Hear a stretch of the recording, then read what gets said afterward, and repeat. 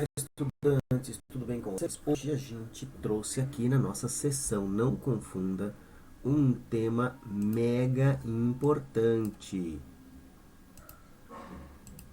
Nós vamos falar de monocotiledôneas e dicotiledôneas, ou seja, de plantas de angiospermas, tá? Explicar a diferença entre uma angiosperma monocotiledônea e uma angiosperma dicotiledônea, coisa que dá muita confusão em provas de vestibulares, por isso que aqui, ó, hashtag PQV, provável questão de vestibular, e hashtag PQP, você que está estudando esse assunto, preste atenção, provável questão de prova, tá? A diferença entre monocotiledônea e dicotiledônea. Vamos lá. No dia a dia é muito fácil de reconhecer. Por quê? Porque existem algumas características externas e um jeitão geral da planta que te dá essa diferença. Se você acompanhar, aqui a gente tem uma planta de milho, tá? Que é uma típica monocotiledônea, e aqui a gente tem uma planta de café, que é uma típica dicotiledônea. Vamos para as características então. Começando pela folha, que é o aspecto mais visível de todas, tá? É claro que existem algumas exceções, tá bom? É esse padrão que eu vou falar, mas em geral, toda dicotiledônea tem na folha uma nervura principal e nervuras secundárias que, veja, formam um ângulo, não são paralelas, né? Não estão numa disposição paralela, elas estão numa disposição em ângulo, formando inclusive às vezes rede, é uma rede de nervuras. O que é uma nervura? São os vasos condutores da folha, tá bom? Se você olhar numa monocotiledônea, como é o caso do milho, arroz, né, trigo, etc., capim, cana-de-açúcar, você vai ver que o padrão é diferente. Ó. Tem uma nervura principal, que está aqui no meio, e várias nervurinhas secundárias que são todas paralelas à nervura principal. Tá? Com raríssimas exceções, as monocotiledôneas têm esse padrão de folha e as dicotiledôneas esse padrão reticulinérvio aqui, né? Ou diversificado, parece um rio e seus afluentes. Tá bom?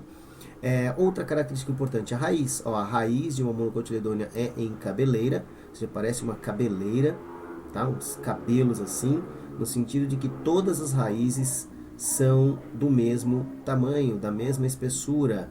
Não existe uma raiz principal, predominante e outras secundárias. Ó, parece aqui, né, um pouco o padrão da folha, tá vendo? Ó, tem várias nervuras, tem só uma nervura principal e as outras nervuras são paralelas. As nervuras não têm tamanho entre si, não tem diferença entre si. Aqui não, ó. A raiz de uma dicotiledônea, ela tem uma raiz principal, tá? E as outras raízes, né, saindo mais de forma mais perpendicular e mais finas, certo?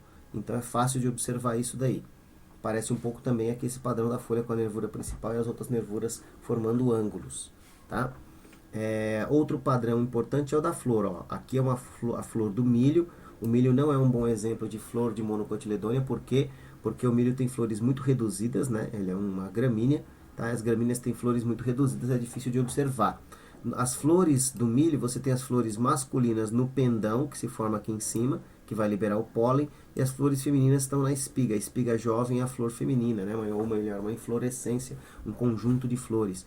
E aí, quando o pólen chega lá, forma-se o quê? Forma-se o grão. O grão, no caso a semente do milho, ele tem apenas um cotilédone, apenas uma região portadora de endosperma, né? Uma folha, apenas uma única folha modificada para armazenar alimentos. Então ele é um grão inteiro, integrado, não se divide em dois.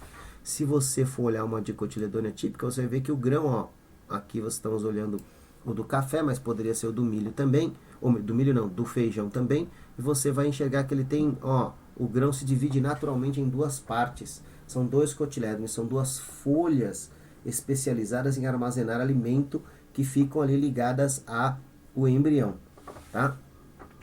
E as flores também, né? As flores das monocotiledôneas são trímeras, então elas variam em número de 3 pétalas, 3 sépalas, né? Falaremos mais de flor numa outra aula, mas a gente tem aqui esse padrão de flores trímeras. Então 3, 6, 9, etc.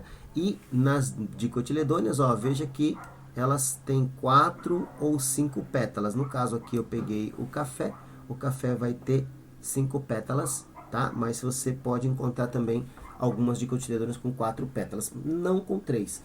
Aí você fala, mas como é que eu vou saber pela flor se o padrão trímero e tetrâmero pode ser confundido? Por exemplo, uma flor que tem 12 pétalas, ela poderia ser uma dicotiledônea ou uma monocotiledônea.